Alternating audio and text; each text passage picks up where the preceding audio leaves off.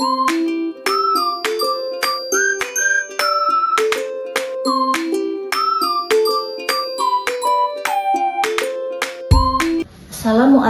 warahmatullahi wabarakatuh. Perkenalkan, saya Rifani Nursindi Setiawan, Estat MSI, dosen program studi S1 Agribisnis jurusan Sosial Ekonomi Pertanian, Fakultas Pertanian Universitas Mataram. Video ini dibuat sebagai sarana penilaian pernyataan diri dosen dalam unjuk kerja Tridharma Perguruan Tinggi atau PDD UKTPT di bidang pengajaran. Sebagai dosen, saya diwajibkan untuk melakukan Tridharma Perguruan Tinggi, salah satu kegiatannya di bidang pengajaran. Dan salah satu mata kuliah yang saya ampuh adalah statistika, di mana mata kuliah ini merupakan mata kuliah wajib yang diberikan kepada mahasiswa semester 2 dengan bobot 3 SKS dan memiliki kode mata kuliah WAG 17212.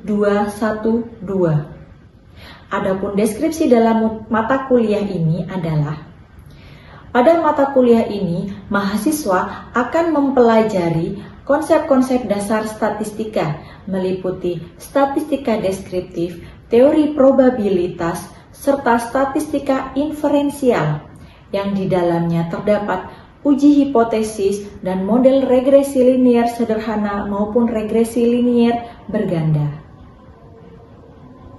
Adapun CPL yang dibebankan dalam mata kuliah ini adalah rekayasa sosial ekonomi agribisnis, keberlanjutan dan sistem pengembangan agribisnis, sinergitas kemampuan keorganisasian dan komunikasi, kerja mandiri, kerjasama, dan membangun jaringan, serta CPL yang terakhir adalah aplikasi metode dan analisis penelitian agribisnis dan diseminasi.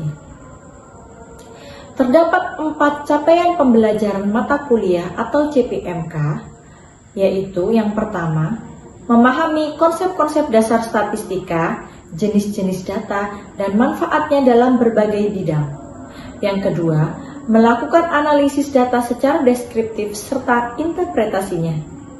Yang ketiga, memahami konsep analisis distribusi peluang, dan yang keempat adalah melakukan analisis data secara inferensia serta interpretasinya.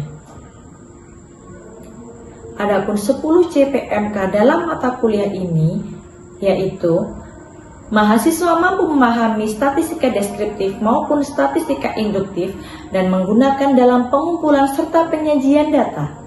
Yang kedua, mahasiswa mampu memahami dan mengembangkan konsep distribusi frekuensi dan dapat melakukan penataan data dengan distribusi frekuensi. Yang ketiga, mampu memahami dan mengembangkan konsep pengukuran tendensi sentral dan dapat menerapkan untuk analisis data secara deskriptif. Kemudian, mahasiswa mampu menjelaskan dan mengembangkan makna pengukuran variabilitas dan dapat menghitungnya. Mahasiswa mampu menjelaskan pengertian dan konsep teori probabilitas serta penerapannya. Kemudian, mahasiswa mampu menjelaskan konsep distribusi probabilitas dan penerapannya. Mahasiswa mampu menjelaskan pengertian, estimasi, dan penerapannya. Dan sub CPMK yang ke-8 yaitu mahasiswa mampu menjelaskan pengertian dan prosedur analisis regresi dan korelasi sederhana serta penerapannya. Sub CPMK yang 9 yaitu mahasiswa mampu menjelaskan pengertian dan prosedur pengujian hipotesis serta penerapannya. Dan sub CPMK yang terakhir yaitu mahasiswa mampu menjelaskan pengertian dan prosedur analisis regresi dan korelasi berganda serta penerapannya. Metode pembelajaran dalam mata kuliah statistika yaitu discovery learning, project based learning, dan case study. Dan dalam proses pembelajaran, mata kuliah ini disampaikan melalui 3 aspek, yaitu DIA, Delivery, Interaction, dan Assessment. Berikut ini ditampilkan proses pembelajaran dalam kelas. Assalamualaikum warahmatullahi wabarakatuh. Selamat pagi adik-adik.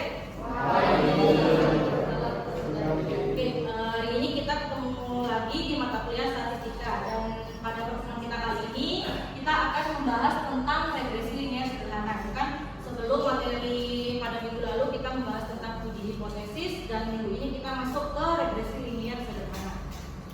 Oke, pertama-tama saya akan menjelaskan tentang skenario pembelajaran di hari ini. Pertama kita akan ada pengantar, kemudian masuk ke penyampaian materi inti, dan terakhir ada refleksi dan penutup. Nah, di pengantar ini saya akan menjelaskan sedikit tentang sub CPMK-nya. Jadi apa sih sub CPMK itu? Nah, sub CPMK itu adalah harapannya nanti adik-adik setelah perkuliahan kali ini itu akan dapat menjelaskan pengertian, melakukan prosedur analisis regresi dan korelasi sederhana. Kemudian sub CPMK-nya dibagi menjadi dua, yaitu dapat menghitung prosedur dari korelasi dan kemudian regresinya. Dan materinya dibagi menjadi tiga, ada pengertian regresi dan korelasi sederhana, model regresi linier sederhana, dan yang terakhir uji keberhasilan dalam regresi linier sederhana. Oke, sebelum masuk ke materi, udah fokus belum ini semuanya? Oke, coba saya cek ya. Kalau misalnya saya bilang tepuk 1, berarti nanti adik-adik tepuk 1. Tapi ketika saya bilang 1, nggak boleh ada tepuk. Ketika saya bilang tepuk 2, tepuk tangan 2 kali. Rok gitu kan? Nah, tapi ketika bilang 2, jadi nggak usah. Nah, kuliah ini kita mulai sampai semua bisa fokus. Oke ya? Siap-siap ya? Tepuk 1, tepuk 2, 2, 1. Nah, lagi ya? Kita ulang lagi ya? Oke, fokus. Tepuk 1, 1, tepuk 2, 1. Oke, tangan kita semuanya. Oke, sekarang kita masuk ke materi ya. Nah, ini semuanya ngekos nggak? Atau ada yang rumah pribadi? Kan? Nah, masak sendiri atau sering beli? Masak sendiri. Oke, yang sering masak sendiri pasti belanja kan ke abang-abang sayur tuh? Ya. Nah, kira-kira fenomena apa sih yang sedang terjadi belakangan ini? Ada yang bisa kasih saya contoh? Harga beras melonjak. Oke, harga beras melonjak. Kemudian? Harga bawang merah itu melonjak. Ya, harga bawang melonjak dan harga, pokoknya intinya harga bahan-bahan pokok akhir ini itu kan naik gitu kan ya. Nah, kira-kira adik-adik itu pasti ngedumel kan, kenapa sih kok harganya pada naik gitu kan? Penasaran nggak sih? Pasti kepo kan? Apa sih faktor-faktor penyebabnya kayak gitu? Kepo nggak? Pasti kan pengen kan kalian kan harganya itu menurun gitu kan? Nah, kira-kira harga bahan pokok yang melonjak ini dipengaruhi oleh apa? Ada yang bisa kasih contoh? Oke. Barang yang langka. Oke, barang yang langka ya. Terus Lokasi distributor yang jauh jaraknya. Oke. Jadi kasus-kasus itu ada hubungannya dengan materi kita hari ini adik-adik ya. Jadi misalnya kalau barangnya langka, kemudian permintaannya kan naik tuh. Berarti kan otomatis kan harga bahan-bahan pokok itu akan melonjak gitu kan. Nah, berarti kan bagaimana sih cara kita untuk menyediakan dari barang itu agar harganya itu tetap stabil, kayak gitu ya. Nah, itu ada hubungannya dengan materi kita hari ini yang akan kita bahas, yaitu tentang regresi itu. Jadi regresi itu adalah meramal sesuatu dengan faktor yang mempengaruhi, gitu kan. Jadi tadi faktornya apa? Misalnya tadi barangnya langka gitu. Kalau misalnya barangnya langka akan meningkatkan harga dari bahan pokok tersebut gitu. Nah, jadi dari regresi itu kita harus paham maknanya ada variabel yang mempengaruhi dan variabel yang dipengaruhi. Gitu kan? Kalau tadi variabel yang dipengaruhi apa? Variabel yang dipengaruhi harganya kan? Nah, yang mempengaruhi apa? Stok barangnya gitu kan. Nah, itu biasa kita sebut dengan variabel independen dan variabel dependen.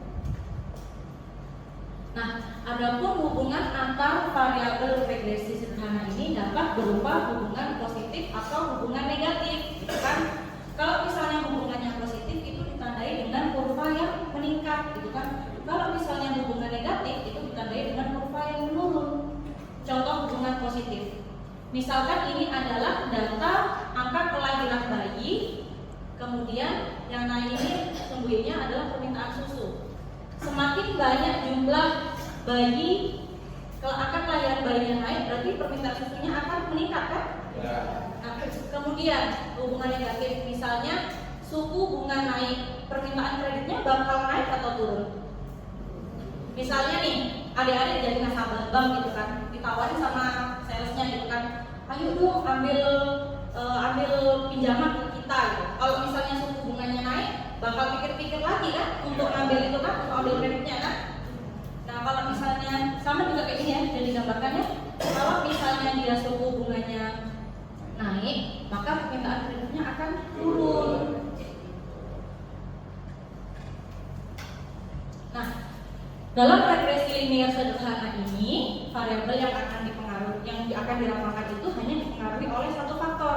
Kalau tadi itu kan adik-adik kan menyebutkan dua faktor ya, ada barang yang langka sama jarak distributor gitu kan.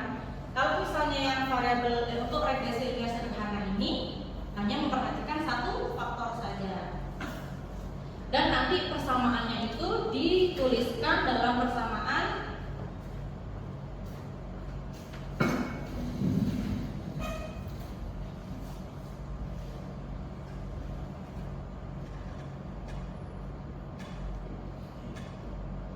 Y sama dengan A plus BX gitu kan. Y-nya nanti tadi ini adalah harga bawang gitu kan.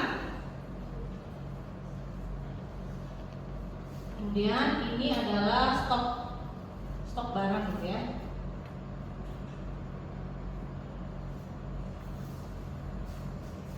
Nah, kemudian untuk mencari persamaan Y sama dengan A plus BX ini, kita bisa gunakan rumus yang ini.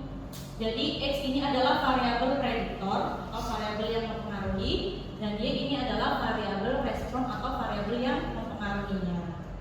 Jadi ini kan persamaannya kan Y topi atau Y dugaannya sama dengan A plus BX. Kemudian kita bisa cari B-nya ya. N ini adalah jumlah dari observasi, atau berapa sih jumlah sampel kita. Kemudian kita setelah mendapatkan nilai A dan B bisa dimasukkan ke persamaan berikut. Oke. Biar lebih mudah kita langsung ke contohnya. Jadi ini adalah data kalori dan berat badan dari 10 mahasiswa.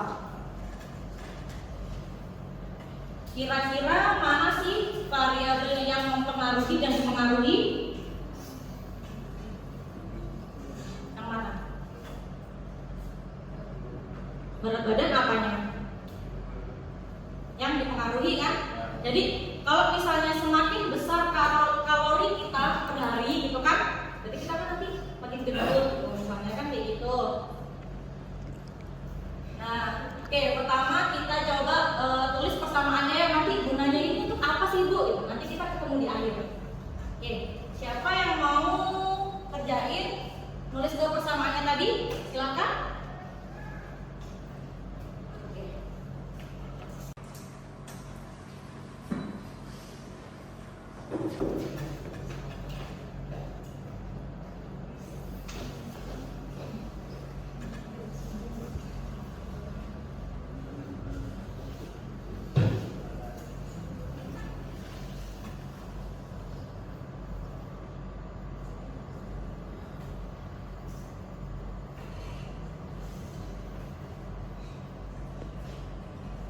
Yang lain bisa coba di bukunya masing-masing ya, nanti jawaban akhirnya kita samakan dengan yang di papan tulis.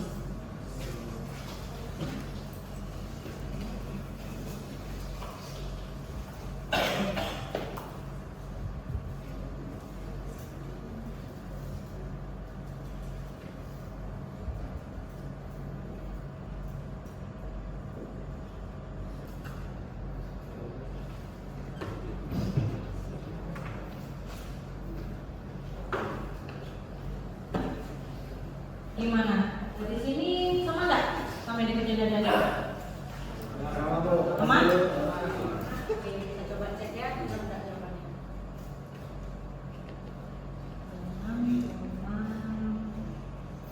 Oke, sama ya, jadi udah benar yang dikerjain tadi. Sama siapa namanya?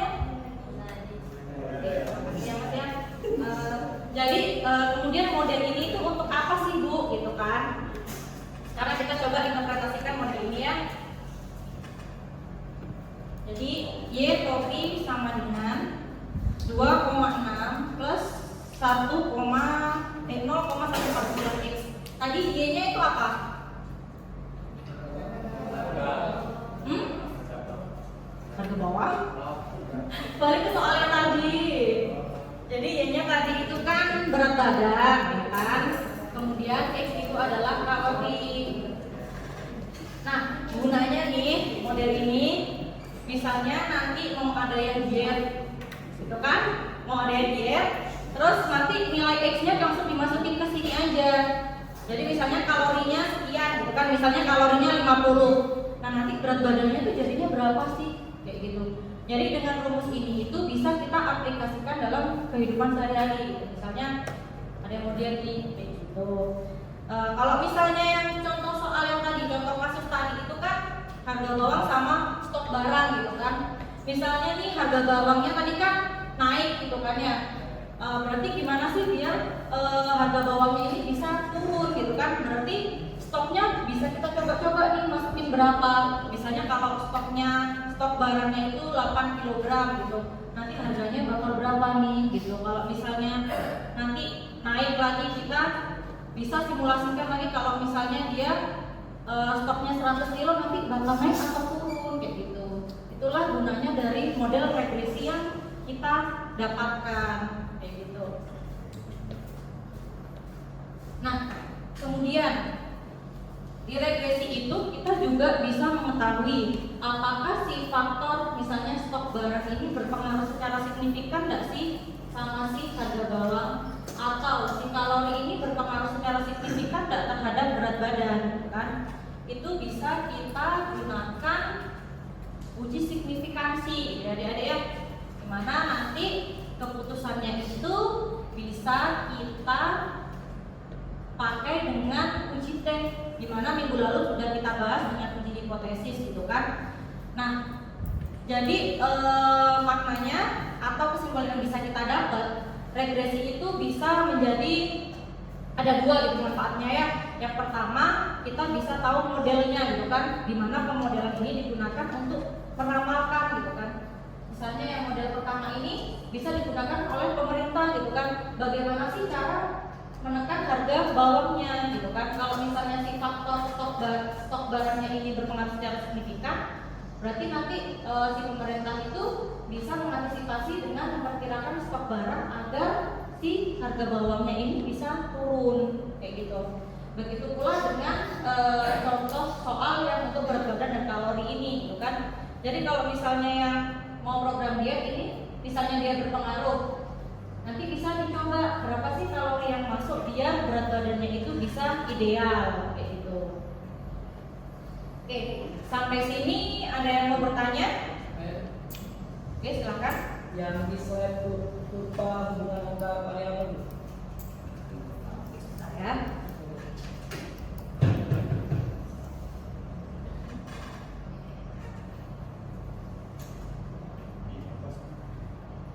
Yang ini.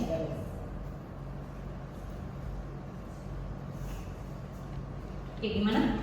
Bagaimana cara kita menentukan hubungan antar variabel dan bagaimana kita bisa tahu hubungannya positif atau negatif? Oke, jadi gimana sih cara kita mengetahui hubungan antar variabel itu kan ya, hubungan positif atau negatif? Jadi hubungan positif itu terjadi ketika kalau misal ini kan sumbu X ya, yang datang sumbu X, yang datang ini sumbu Y. Kalau misalnya si sumbu X-nya ini naik, maka sumbu Y-nya dia juga akan naik. Itu hubungan positif. Kalau misalnya hubungan negatif, jadi ketika X-nya turun, maka X-nya naik, maka Y-nya akan turun, gitu kan? Caranya gimana? Kalau misalnya kita punya data ini, datanya ya, kita bisa tuliskan dulu variabel X-nya. Misal di sini ya, saya tahu ya. Jadi variabel X-nya itu adalah kalori kan? Kalori, dan Y-nya itu berat badan.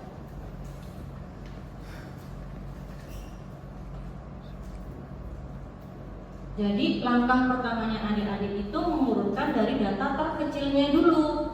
Karena data terkecilnya untuk kalori 300. berapa? 300 ya. Kemudian Y-nya berapa berat badannya? Ada yang 42 juga kan? Kita tulis dari yang terkecil dulu ya. 42. Kemudian kalori yang kedua 300. Kemudian berat badannya berapa? 48. Selanjutnya berapa data terkecilnya? 302. Ya. Kemudian Y-nya berapa? 54. 54. Kita ambil 5 contoh aja, 5 data aja. Kemudian data keempat berapa? 358 ya. Y-nya berapa? 56. Kemudian 387. Berat badannya 60. Hah? 60. Coba kita perhatikan. Nah, ini bisa digambar grafiknya, X-nya dan Y-nya. Nah, ketika X-nya 300 di sini ya, dia berat badannya berapa? 42 kan bisa di sini. Kemudian 300 yang selanjutnya 48 di sini misal. Kemudian 302 54 sini ya. Oke, terus 358 56 di sini ya. Dinaik 387 dia 60. Nah, dia beratnya kan naik, gitu kan? Nah, berarti dapat ditarik kesimpulan hubungannya positif. Jadi semakin banyak kalori yang kita serap setiap hari atau kita konsumsi setiap hari, maka berat badan kita juga akan naik. Nah, ini udah hubungan yang positif, gitu. Jadi langkah pertamanya itu kita urutkan data X-nya dulu dari terkecil sampai ke terbesar, gitu kan? Kemudian kita langsung plotkan dengan Y-nya, di mana kurva mendatarnya adalah X dan kurva yang naik itu adalah Y. Gimana? Bisa diterima? Oke. Ada pertanyaan lagi? Cukup paham? Oke. Cukup paham. Mari kita coba refleksinya ya.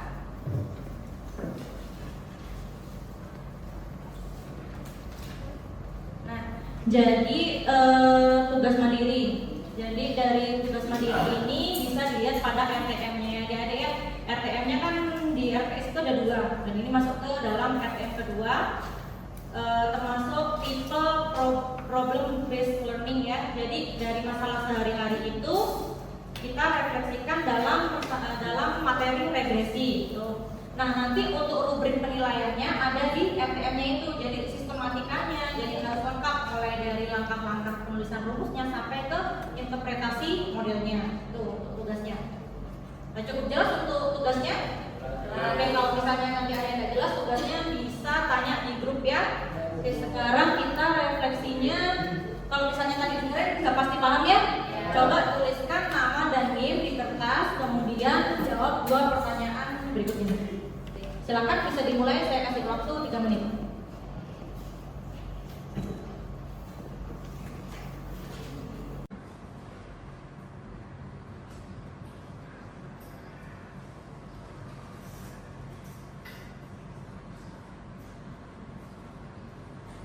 Sudah selesai?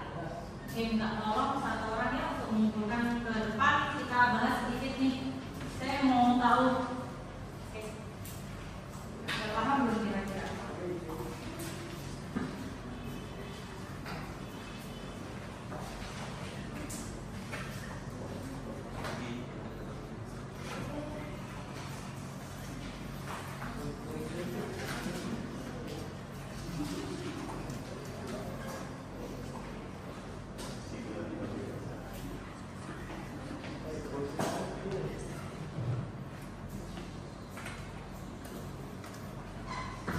Saya coba ambil sampel ya dari punyanya Azwan Adil sama Haifa. Jadi tadi kan saya tanya pengertian tentang regresi linear sederhana ya. Oke, jadi sudah tepat. Jadi regresi linear sederhana adalah metode yang digunakan untuk merapalkan gitu kan, dan untuk mengetahui faktor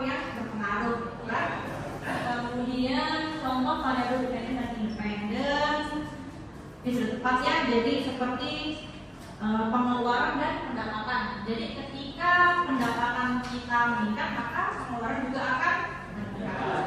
Jadi dari dua sampel ini sepertinya sudah paham semua adik-adik ya tentang materi regresi. Sudah cukup? Ada yang mau tanyakan lagi?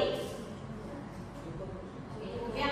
Kalau ada pertanyaan, mari kita akhiri pertemuan kita kali ini. Sampai ketemu minggu depan, insya Allah ada materi regresi linear berganda. Jadi kalau tadi itu kan faktor yang mempengaruhi kan cuma satu kan di sederhana.